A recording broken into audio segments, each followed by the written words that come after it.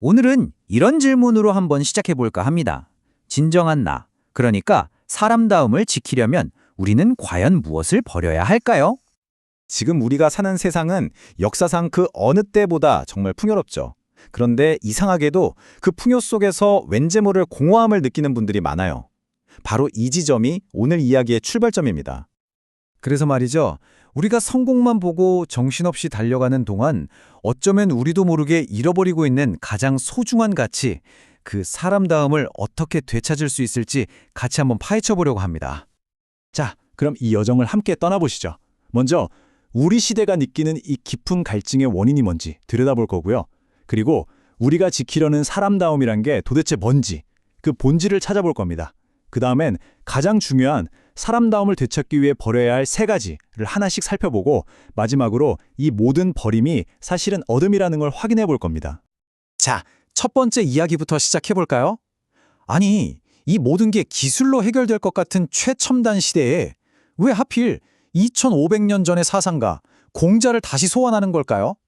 아마 우리 모두가 마음속으로는 느끼고 있기 때문이 아닐까 싶어요. 현대사회는 과정이 얼마나 옳은지보다는 결과가 얼마나 좋은지를 더 따지잖아요. 내면의 목소리보다는 바깥의 박수 소리에 더 신경 쓰고요.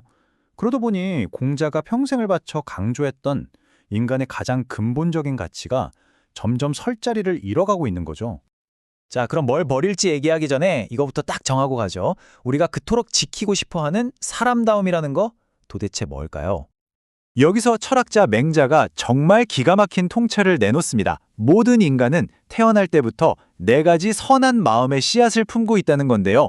다른 사람의 아픔을 보면 마음 아파하고, 내 잘못을 부끄러워할 줄 알고, 남에게 양보할 줄도 알고, 그리고 무엇이 옳고 그른지 분별할 줄 아는 마음. 놀랍지 않나요? 이게 전부 우리 안에 원래부터 심어져 있다는 거예요. 자, 그런데 이 네 가지 씨앗 중에서 우리가 오늘 특히 주목해야 할 게 있어요. 바로 네 번째, 시비심입니다. 이건 뭐랄까, 단순히 아는 게 많다, 똑똑하다 이런 차원의 얘기가 아니에요. 어떤 상황이 닥쳤을 때 그 본질을 딱 꿰뚫어보고 지금 내가 가야 할 길과 가지 말아야 할 길을 선택하는 지혜. 맹자는 이게 바로 우리 안의 사람다움을 지키는 핵심 열쇠라고 본 거죠. 그러니까 맹자의 말은 이런 겁니다. 사람답다는 게 그냥 마음만 착하다고 끝나는 게 아니라는 거죠. 옳고 그름을 제대로 분별하고 그에 따라 마땅히 가야 할 길을 선택해서 뚜벅뚜벅 걸어가는 것. 그게 바로 진짜 사람다움이라는 겁니다. 자, 이제 본격적으로 들어가 보죠. 사람다움을 되찾기 위해 우리가 버려야 할 첫 번째 것, 그건 바로 우리 자신을 끝없이 갉아먹는 이기적인 욕망, 그리고 그 공허한 과시욕입니다. 여기서 맹자의 지혜가 정말 빛을 발하는데요. 그는 욕망을 그냥 무조건 없애라고 하지 않아요. 오히려 그 방향을 제대로 이끄는 게 중요하다고 본 거죠.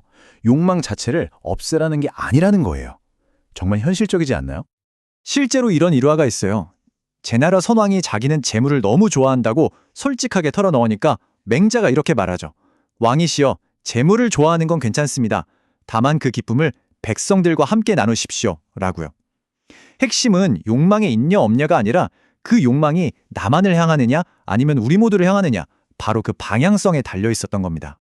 이렇게 나만을 위한 욕망은요, 결국 다른 사람한테 인정받고 싶다는 공허한 과시욕으로 이어지기 쉽습니다. 이 과시욕이 스스로를 어떻게 파괴하는지 맹자가 들려주는 한 이야기가 이걸 아주 적나라하게 보여줍니다. 남편은 매일 밖에서 아주 대단한 사람들이랑 어울렸다고 자랑을 하는데 아내가 보니까 집에 찾아오는 귀한 손님은 한 명도 없는 거예요. 현실과 남편의 말이 너무 달랐던 거죠. 뭔가 이상하다는 걸 눈치챈 아내가 의심을 품기 시작합니다. 그리고 아내가 마주한 진실은 정말 충격적이었습니다.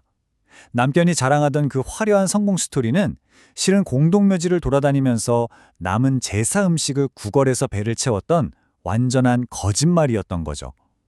이것이 바로 실체 없는 과시욕에 맞이하는 비참한 결말입니다. 자, 다음으로 넘어가 볼까요? 우리가 버려야 할 두 번째 것은 바로 원칙은 없고 요령만 남은 편의주의의 함정입니다. 효율과 스킬만 숭배하는 태도 말이죠. 법가 사상가인 한비자가 이런 비유를 들어요. 그림 그린 채찍이요. 채찍에 아무리 화려하게 그림을 그려봤자 채찍 본연의 기능에는 아무런 도움이 안 된다는 거죠. 핵심이 바로 이겁니다.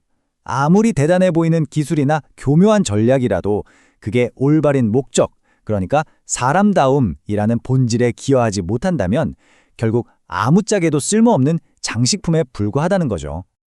그럼 이 날카롭기만 한 기교의 함정에서 어떻게 벗어날 수 있을까요?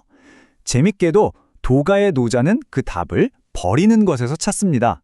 날카로움을 무디게 하고 인위적인 기교를 버리고 겸손해지라는 거죠. 겉으로 드러나는 화려함이 아니라 그 안에 담긴 진짜 본질에 집중하라는 깊은 지혜인 겁니다. 자, 이제 우리가 버려야 할 마지막 세 번째입니다. 진정한 옳고 그름을 분별하려면 아무 생각 없이 남들을 따라가는 맹목적 순응과 나만 옳다는 맹목적 확신을 버려야 합니다. 이것도 아주 인상적인 이야기가 하나 있어요.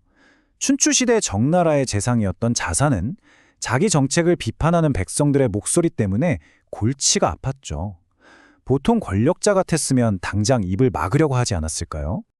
그런데 자산의 대답이 정말 대단합니다.